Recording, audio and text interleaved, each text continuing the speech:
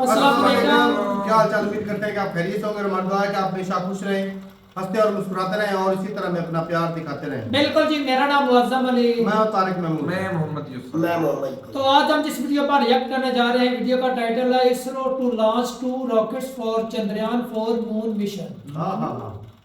तो देखते हैं भाई वीडियो और अपना रिव्यू कर देंगे। कौन करते हैं 3 2 1 video start. Study IQ IAS, अब तैयारी हुई अफोर्डेबल।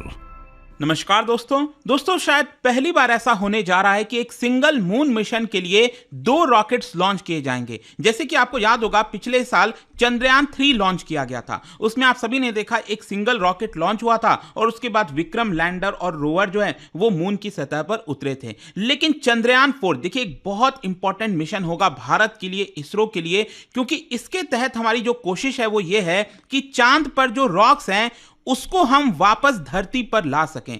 और इसके लिए इसरो प्लानिंग कर रहा है कि 2 रॉकेट्स लॉन्च करेगा। ये आप खबर देख सकते हो, Chandrayaan 4 will be launched in 2 phases, both LVM-3 मतलब लॉन्च व्हीकल मार्क 3 और PSLV टू बी यूज्ड। तो इसके बारे में हम डिटेल से जानेंगे कि आखिरकार इसरो ने क्या कहा है, ये पूरा जो 2 फेज में मिशन है वो कैसे पूरा होगा। मतलब ऐसा कैसे हो सकता है कि एक सिंगल रॉकेट लॉन्च किया गया, फिर दूसरा रॉकेट लॉन्च किया गया और तब जाकर ये पूरा मिशन कंप्लीट होगा। वो एक एक डिटेल में आपको बताने वाला हूं। बहुत इंटरेस्टिंग होने वाला ये वीडियो। चलिए आगे बढ़ते हैं, लेकिन उससे पहले ध्यान रखिएगा, आप में से जो भी लोग यूपीएससी की प्रिपरेशन कर रहे हैं, हमारा जो GS फाउंडेशन का बैच है वो आप अवेल कर सकते हैं। इसके अंदर प्रीलिम्स, मेंस, इंटरव्यू सब कुछ की कंप्लीट प्रिपरेशन कराई जाती है। बस आपको हमारे वेबसाइट ऐप पर जाना है या फिर कमेंट सेक्शन में लिंक है और वहां पर यूज करना है कोड अंकित लाइव, ताकि आपको मैक्सिमम डिस्काउंट मिल जाए। और इसके अलावा अगर आप MCQs अटेम्प्ट करना चाहते हैं तो मेरे इंस्टा पेज पर जा सकते हैं, वहां पर स्टोरीज में जितने भी MCQs हैं उसको आप अटेम्प्ट कर पाएंगे। चलिए शुरुआत करते हैं और सबसे पहले ये देखते हैं कि एग्जैक्टली क्या हुआ है।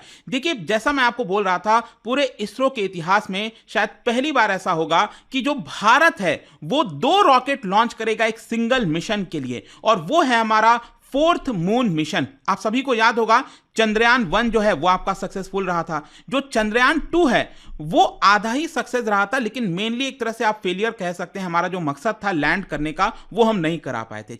लेकिन चंद्रयान 3 जो है पूरे दुनिया ने विटनेस किया और कई रिकॉर्ड्स टूटे थे। आपको याद होगा चंद्रयान 3 वो सक्सेसफुली इंप्लीमेंट हुआ।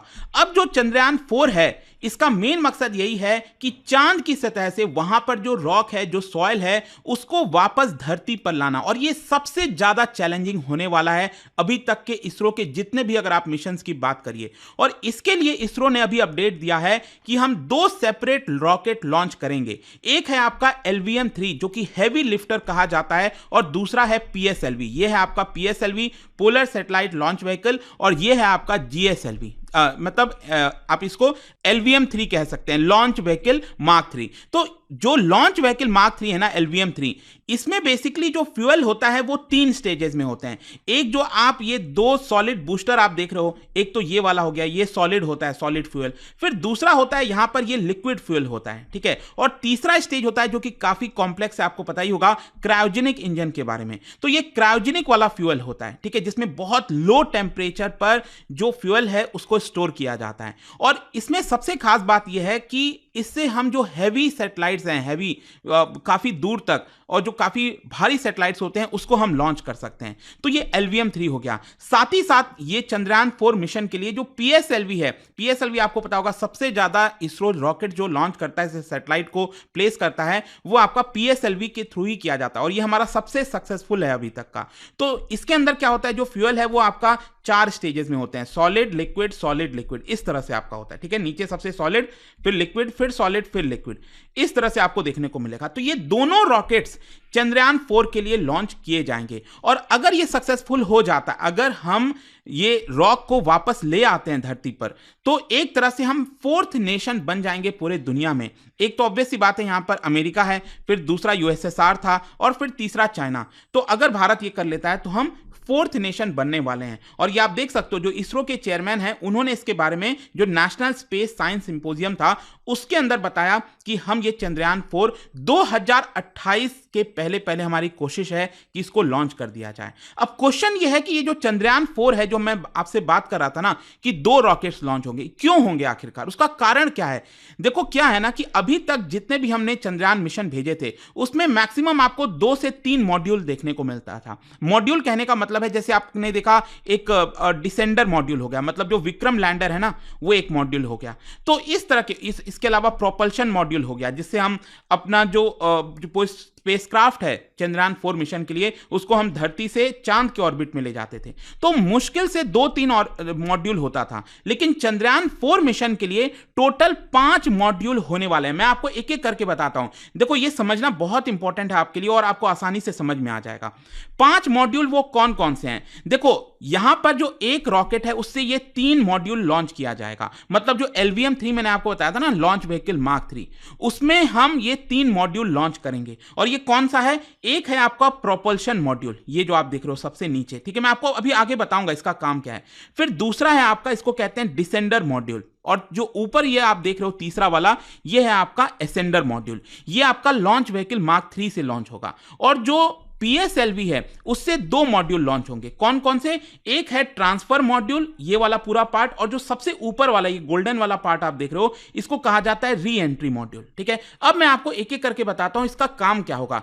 सबसे पहले क्या है, ये जो प्रोपल्शन मॉड्यूल है वो क्या करेगा, चांद जो चंद्रयान 4 है उसको लूनर ऑर्बिट में ले जाएगा। देखो मैं आपको बताता हूं फिर से अगेन, ये चंद्रयान 3 वाला मिशन आपको याद होगा ना, हमने धरती से रॉकेट को लॉन्च किया था और पहले वो धरती के चक्कर काट रहा था ताकि हमें वो स्पीड मिल सके। वो स्पीड प्राप्त करने के लिए हमने कई बार धरती के चक्कर काटे और उसके बाद प्रोपल्शन मॉड्यूल जो होता है, जो फ्यूल होता है, वो उसको डाइवर्ट करके चांद की तरफ ले गया और आगे जाकर हम चांद के ऑर्बिट में आ गए, ठीक है। तो ये वाला जो काम होता है ना कि यहां पर चांद के ऑर्बिट में पहुंचाना, वो सबसे पहला मॉड्यूल का काम होता है, ये जो मैंने आपको बताया प्रोपल्शन मॉड्यूल, ठीक है, जो हमें चांद के ऑर्बिट में ले जाएगा, ठीक है। अब दूसरा काम आता है डिसेंडर मॉड्यूल का। डिसेंडर मॉड्यूल कुछ नहीं है, बेसिकली जो विक्रम लैंडर है ना वही डिसेंडर मॉड्यूल है, मतलब हम चांद के ऑर्बिट में तो आ गए यहां पर, ठीक है। अब चांद के ऑर्बिट में आने के बाद हमें क्या है, चांद पर लैंड करना है। तो आपको याद होगा इस तरह से जो पूरा ये आप देख रहे हो ना, ये आपका प्रोपल्शन मॉड्यूल है और ये वाला आपका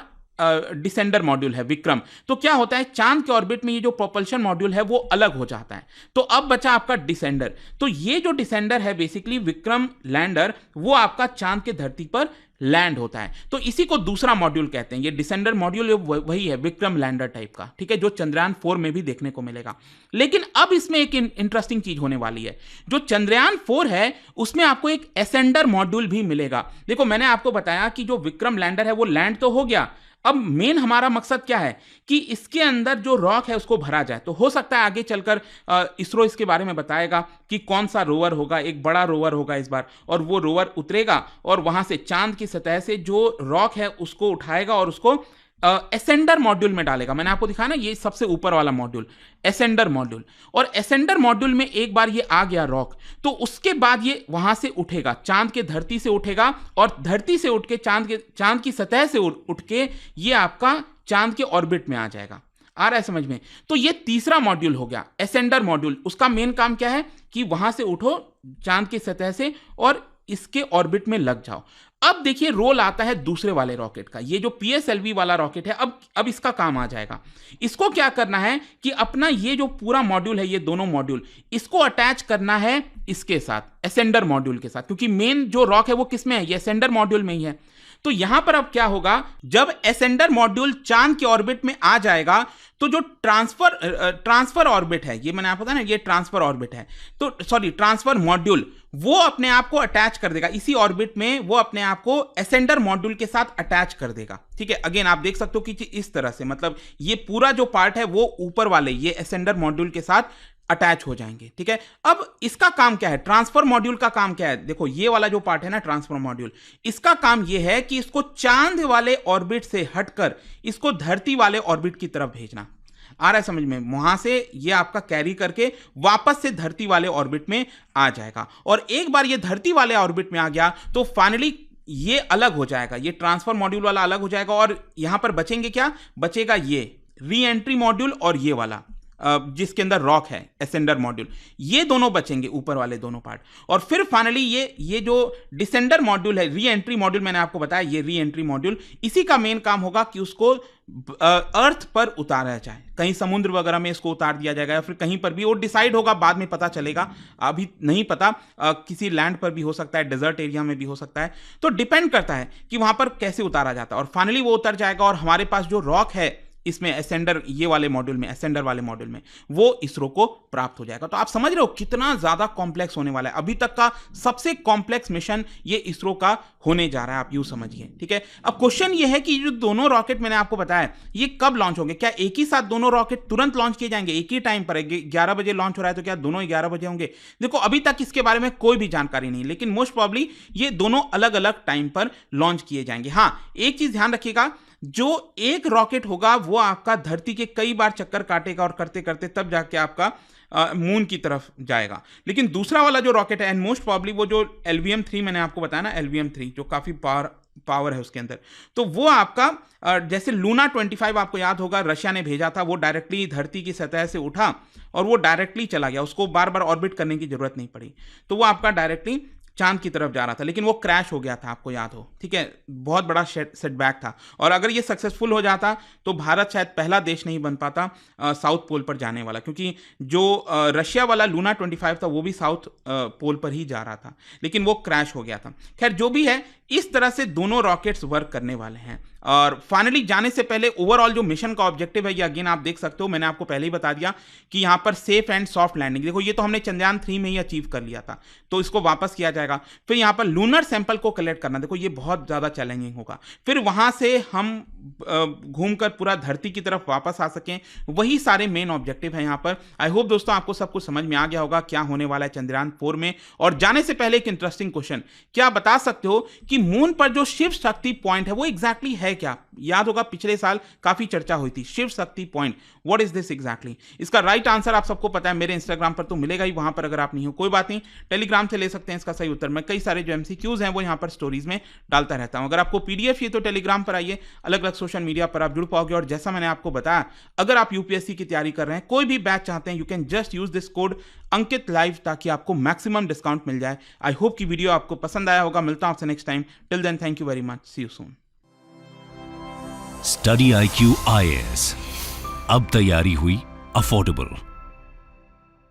चलें जी, वीडियो खत्म हो गई भाई साहब। चंद्रयान 3 तो कॉम्प्लिकेटेड था भी, लेकिन ये तो भाई उससे भी ज्यादा हो गया जी।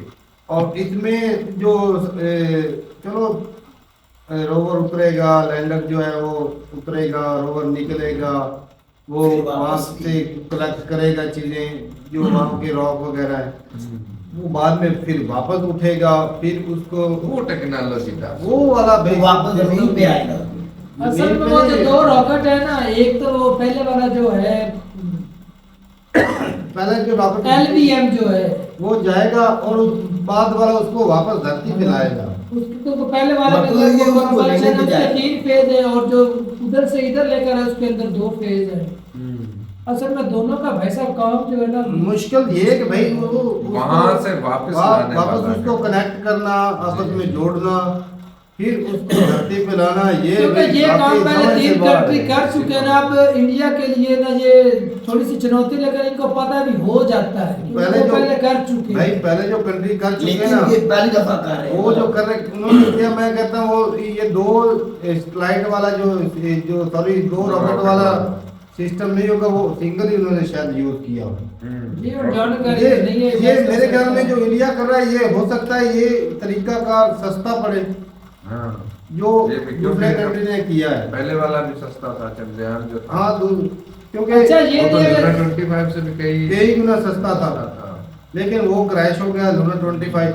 लेकिन ये भाई अगर चंद्रयान 3 कामयाब हुआ तो, लेकिन इससे दुनिया को फायदा तो हुआ, जो खास तौर पे साउथ पोल पर साइंसदान है जी। उनको पता चल गया कि भाई साहब क्या क्या चीजें उधर हैं, क्या कुछ है। क्योंकि साफ ज़ाहिर है कि भाई जो स्टूडेंट तबका होता है, जो साइंस के जिनकी रुचि होती है, जो साइंस के बारे में पढ़ते हैं, उनको भी पता चल चुका होगा, उनकी किताबों में भी सिलेबस आ गया होगा कि भाई साहब चंद्रयान 3 गया था, उस साउथ पोल उतरा, वहाँ पर क्या कुछ मिला, काफी डिटेल में उनको भी चीजें सीखने को मिलेंगी, वरना भाई साहब वो पहले वो किसी ने देखे नहीं था, उसके बारे में क्या कुछ बताता। लेकिन अब जो है भाई ये जो मिशन किया जा रहा है ये इंडिया का भाई साहब, इसमें इसरो का और भी ना बोलबाला होता जाएगा। सही बात है कि एक तो ये मिशन है और एक और भी मिशन है कि जो खलाबाज है वो भी जाएगा। तो बहुत बढ़िया भाई साहब, अब हमें इसका भी इंतजार रहेगा कि असल में इसकी जो डेट है वो 2028 से पहले ये लॉन्च करेंगे। अब अभी इसके ऊपर मतलब कि काम कर रहे हैं, इससे पहले करेंगे, लेकिन है मिशन पे दाता। तो अच्छा जब इधर से वो एक रॉकेट जाएगा वो तो इधर से पहले अपनी धरती के चक्कर काटकर फिर मून की, लेकिन जब वापस आएगा जिस तरह लूना 25 वो डायरेक्ट है उस हिसाब से वो आएगा। नहीं जैसे जाएगा वैसे वही तरीका कार इस्तेमाल करके और फिर करके वापस आएगा भाई। नहीं वो सर तो बोले तो लूना 25 की तरह डायरेक्ट आ नहीं बचेगा, डायरेक्ट नहीं आएगा, उतना फ्यूल नहीं बचेगा, शायद जा सकता है लेकिन डायरेक्ट बोले सर बोल रहते हैं पर वो नहीं है। वो जो PSL की इनका जो डिफरेंस होगा भाई टाइम, मेरे ख्याल में जिस तरह सावधान एक ने जाना है वहां से रॉक्स जो है वो कलेक्ट करने हैं, फिर वापस आना है, तब जा तो इसके जिसने रॉक्स कलेक्ट करना है वो पहले जाएगा, उधर से लेकर वो बाद में तक जाएगा। उसके टाइमिंग तो ऐसे ही लग रही है भाई। तो ठीक है भाई, बहुत बढ़िया लगा देख के, और इसरो भाई साहब कमाल कर रहा है इस मामले में। इसरो जिंदाबाद जिंदाबाद भाई इसरो। तो ठीक है भाई, मिलते नहीं वीडियो के साथ, तब तक के लिए इजाजत दें। अल्लाह अल्लाह हाफ़िज़। हाफ़िज़।